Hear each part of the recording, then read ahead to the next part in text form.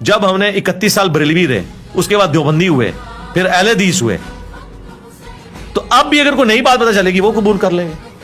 اب میں یہ پیٹنا شروع کر دوں یار میری زندگی کے 31 سال ضائع ہو گئے؟ نہیں. بخاری مسلم حدیث ہے، صحابہ کرام نے کہا یا رسول اللہ ہم حالت کفر میں بھی نیکی کے کام کرتے تھے، وہ کدھر گئے؟ آپ نے فرمایا انہی کاموں کی وجہ سے تو اللہ نے تمہیں ایمان کی دولت دے دی ہے. اور میں بتاؤں میں اگر بریلوی بھی تھا نا، میں اپ رائٹ تھا.